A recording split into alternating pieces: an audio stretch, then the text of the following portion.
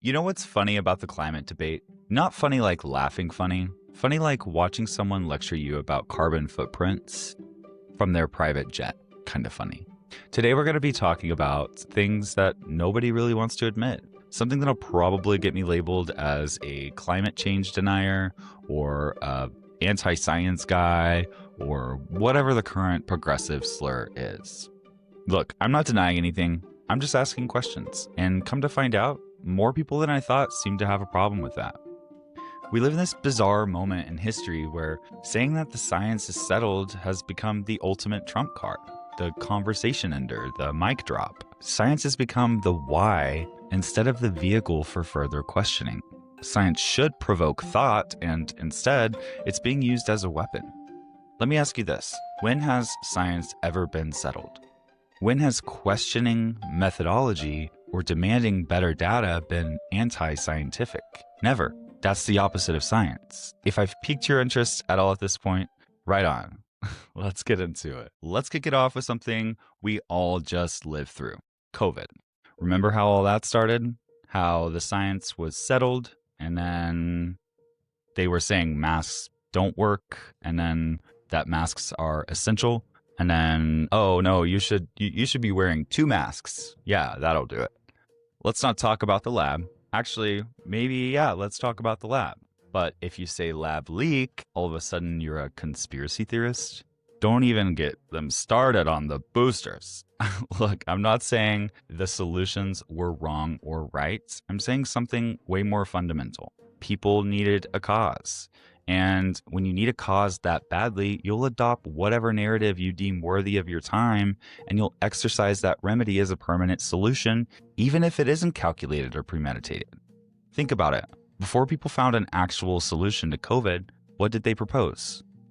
Lockdowns, mask mandates, social distancing, and then we just kept doing it. Even when the data started shifting, even when questions arose. Why? Because letting go of the solution means admitting we might not have had it all figured out.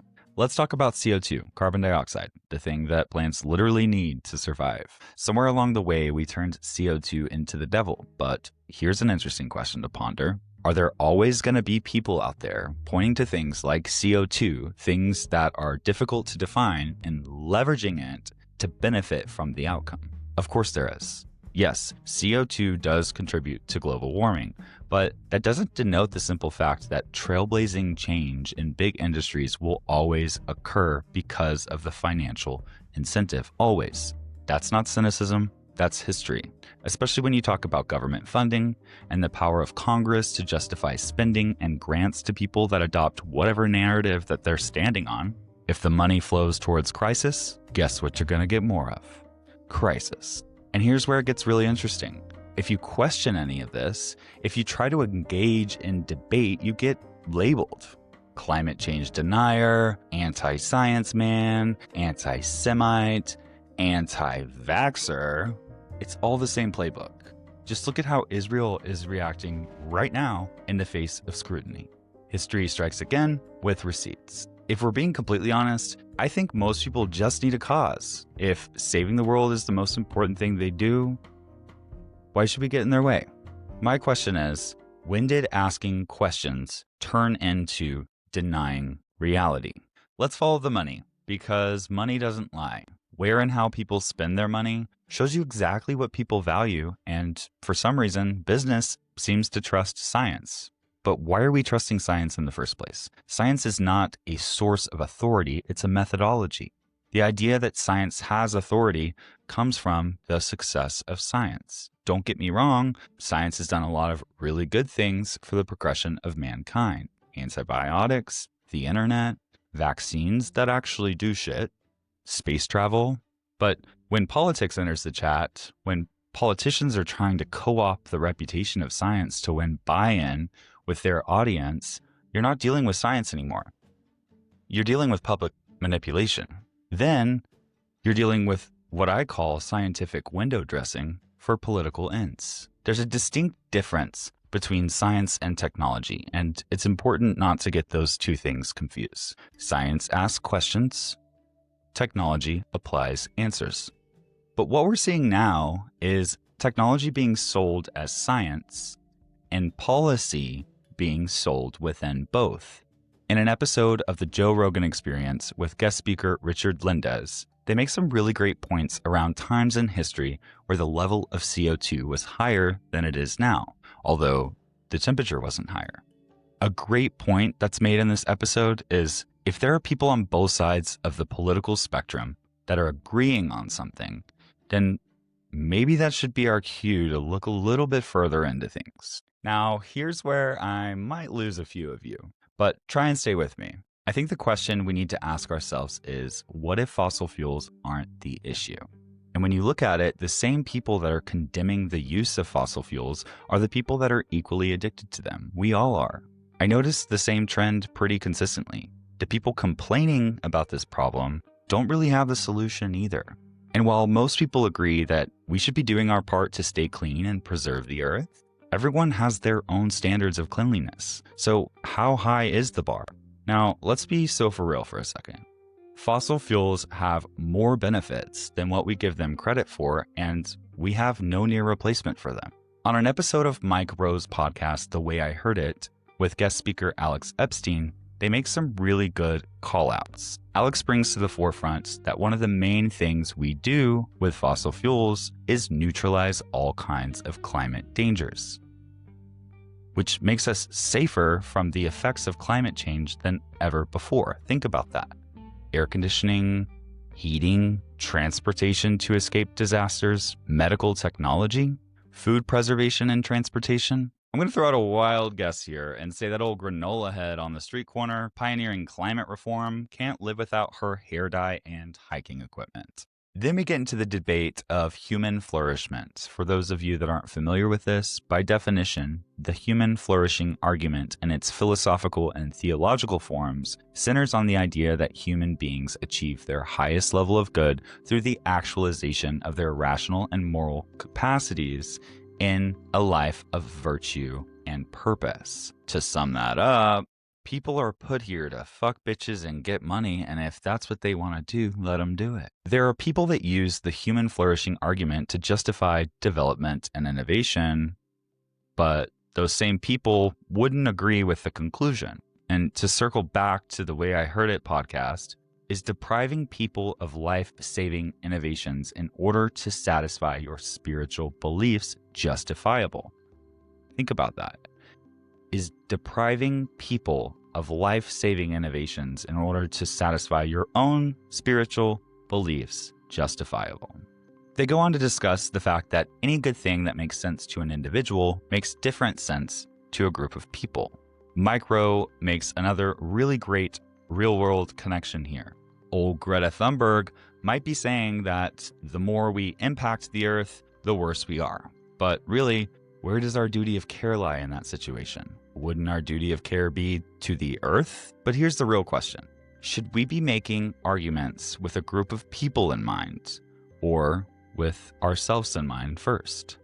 Now, although those two might align in some instances, your beliefs will always contradict at least one other person. To me, it's wild to think that people should adopt the goals of others in order to appease their collective purposes, only to abandon their own beliefs. In that case, what value does your individuality hold? And at what point does what you value trump the value of others, even if it is a collective pushing a narrative? When you think about flourishing, you have to remember that we are all individuals. You have to reject the idea that humanity is a single organism. And you have to ask yourself, how can you have the best interest of others in mind without taking away from your overall quality of life? And honestly, the answer to that question isn't crazy simple. Mike and Alex state something else I think is a really important takeaway. Climate is naturally barely livable. And what matters is our level of mastery over it. When I heard that, I was like, oh shit, okay. And definitely went back and looked into all of their things. But let me repeat that again for you guys. Climate is naturally barely livable. And what matters is our level of mastery over it. Fossil fuels didn't take a safe climate and make it dangerous. They made a dangerous climate safer. Later in the episode, they talk about how people oftentimes forget that we are part of the ecosystem. We are in our environment. They go on to make the point of, is a bird fucking up the environment by making a nest? We have revolutionized our casualties and comfort. Through innovation, we're able to have a plethora of amenities that allow for a higher quality of life, and I think that's great. Most people care more about convenience and quality of life than they do what happens to the overall population, and I think that's okay. That's human nature. That's what we've always done. That's what every organism does. It tries to survive and thrive in its environment. The question isn't whether climate is changing, because it literally always is. The question is, where do we draw the line in the sand? When do we say the risk is worth the reward and move on with the pleasures of this physical world? Look, I'm not saying we shouldn't innovate towards cleaner energy. I'm not saying that we shouldn't be good stewards of the planet, but we should be suspicious of settled science. We should be suspicious of narratives that benefit the people pushing them. We should be suspicious of movements that won't tolerate questions. We should also be suspicious of solutions that require you to be less human, less comfortable, and less free. Remember, we're all just animals that learned to build tools and create comfort in a universe that was never really designed to serve us. Nobody is wrong for doing that. So the next time someone tells you the science is settled, that questioning things makes you a denier, that your comfort is destroying the planet, ask them, who benefits from believing that? What are they selling? What are they trying to take away? What narrative are they pushing?